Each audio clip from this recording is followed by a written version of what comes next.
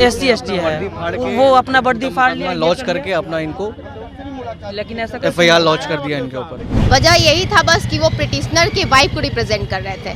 निरंकुश सत्ता है, जो विधर्मी सत्ता है, इसके खिलाफ प्रदर्शन है हमारा। वहाँ पर जो हम लोग प्रेसिडेंट चुनते हैं, सेक्रेटरी चुनते हैं, अगर वही लोग अगर हम लोग के लिए अगर नहीं खड़े होते हैं तो फिर हम लोग के लिए कौन खड़ा रहेगा?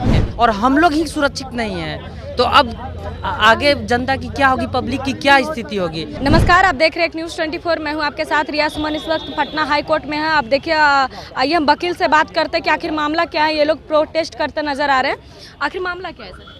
मामला जो वकीलों के खिलाफ आए दिन अटैक हो रहे हैं, जो जज एडिशनल डिस्ट्रिक्ट जज जो मधुबनी के थे, उनके खिलाफ भी जो अटैक हुआ, पुलिस दरोगा इंस्पेक्टर घुस के मारपीट करता है। एक वकील साहब को उनके चैम्बर से 30-40 पुलिस वाले आकर एबडक्ट कर लेते हैं, अपहरण कर लेते हैं। सत्ता को इस बात की सूचना दी जाती है, सत्ता एक्ट नहीं करती है, तो जो ये निरंकुश सत्ता है, जो विधर्मी सत्ता है, इसके खिलाफ प्रदर्शन है हमारा। नंबर दूसरा कि एक अध्यादेश तुरंत पास किया जाए या कानून तुरंत पास किया जाए जिससे हमें प्रोटेक्शन और इम्यूनिटी मिल सके। नंबर तीसरा, जो ये बार की भी जो व्यवस्था है, जो 50% स्टेक होल्डर है इस इंस्टीट्यूशन में, बार वाले 50% जजेस हैं, 50% हम लोग का स्टेक होता है इस इंस्टीट्यूशन में। जब हम लोग ही सेफ नहीं हैं, जब हम लोग ही सेफ नहीं हैं तो किसी और को न्याय क्या दिलाएंगे हम लोग? हम लोग बहुत सेंसिटिव प्रोफेशन में, एक पक्ष जीतता है तो दूसरा पक्ष गुस्सा होगा या नाराज होगा, हारने वाला पक्ष। तो इस तरह के सेंसिटिव प्रोफेशन में होने के बाद भी हमारे पास ना कोई प्रोटेक्शन है, ना इम्यूनिटी है। जो हमारा जो बार भी है वो भी पौरुषहीन और नेतृत्वहीन हो चुका है। इसमें भी वो लॉ नहीं रह गया है कि ये आवाज़ उठा सके, और हमारे यूथ के जनरेशन की जो ऊर्जा है इससे ये मैच नहीं कर पा रहा है, इसके समानांतर ये नहीं चल पा रहा है। तो इस व्यवस्था में भी चेंज के लिए हमारी मांग है। गिरफ्तारी उनका किस वजह से हुआ? वजह यही था बस कि वो पिटिशनर के वाइफ को रिप्रेजेंट कर रहे थे, तो उनका एलिगेशन उन पे ही लगा दिया गया कि वो पुलिस के साथ मारपीट करते हैं, पुलिस को गाली गलौज करते हैं, जबकि उनके पास बाकायदा उनके पास प्रूफ है, पूरा वीडियो है जो घटना हुई थी, जो पुलिस उनके ऑफिस में आती है, चैम्बर, उनका प्रूफ भी है जो आप लोग को मिल जाएगा। वो भी हम लोग अवेलेबल करवा देंगे। जो पुलिस है उसमें वो खुद बोल रहे हैं सारा कुछ कि हमको 1 करोड़ रुपया दिया गया है इस चीज़ के लिए, तो हम तो आएंगे, इस तरह का बात, बहुत सारा बात है। तो वो सब आपको प्रूफ मिल जाएगा, जबकि सारा जगह वो प्रूफ दिया गया है। तभी भी संतोषजनक हम लोग को अभी रीट फाइल किया हुआ हाई कोर्ट में, उसका जवाब हम लोग को अभी बाकी है, उसका हियरिंग। अभी बिहार सरकार से यही मांग है कि जो कोई भी क्लाइंट अगर हमारे पास आता है और हम लोग उनका केस अगर लेते हैं तो कल के डेट में, और हम लोग यंग लॉयर हैं, हम लोग में ज़्यादा नॉलेज, मतलब जो भी हमारा जो एफिशिएंसी है, जो हमारे पास जो एनर्जी है, वो हम चाहते हैं कि अभी हम लोग अभी इनिशियल पीरियड में हैं, तो हम लोग उस चीज़ को हम लोग अपने प्रैक्टिस में, अपने प्रोफेशन के लिए हम लोग खर्च करना चाहते हैं। लेकिन इस तरीके का चीज़ अगर इनिशियल पीरियड में ही होता है, और अगर इसके लिए अगर कोई सरकार, हमारा जो बार है, हमारा जो मतलब जो हाई कोर्ट में हमारा जो बार है जिसको हम लोग चुनते हैं, वहाँ पर जो हम लोग प्रेसिडेंट चुनते हैं, सेक्रेटरी चुनते हैं, अगर वही लोग अगर हम लोग के लिए अगर नहीं खड़े होते हैं तो फिर हम लोग के लिए कौन खड़ा रहेगा?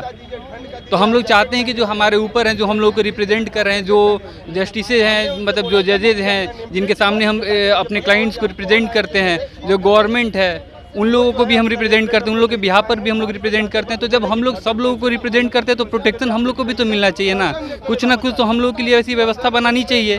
मामला ये है कि हम लोग पेशे से वकील हैं, और कहना ये है कि हम लोग पब्लिक को बचाते हैं, पब्लिक का बचाना हम लोग का काम है। पुलिस को डर है तो सिर्फ वकीलों से डर है और किसी से डर नहीं है, और हम लोग ही सुरक्षित नहीं हैं, तो अब आगे जनता की क्या होगी, पब्लिक की क्या स्थिति होगी। इसलिए क्योंकि हाल फिलहाल में हमारे एक कलीग को पुलिस ने बिना कोई वजह के, बिना कोई अति के झूठा मामला में फंसा करके उनके चेंबर से उनको अरेस्ट करके, उनके ऊपर SC/ST का एक्ट लगा करके उनको अरेस्ट करके जेल भेज दिया गया। लेकिन ये एडवोकेट की यूनिटी के वजह से वो 2 दिन में मतलब जेल से बाहर आए। तो यही हम लोग का मांग है, और कोई मांग नहीं है कि जब हम ही लोग सेफ नहीं है तो हम लोग दूसरे को कैसे बचाएंगे।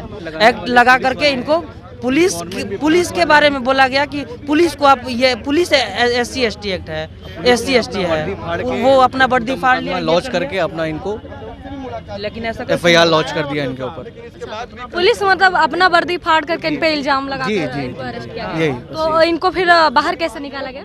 1 दिन की कस्टडी में भेजा।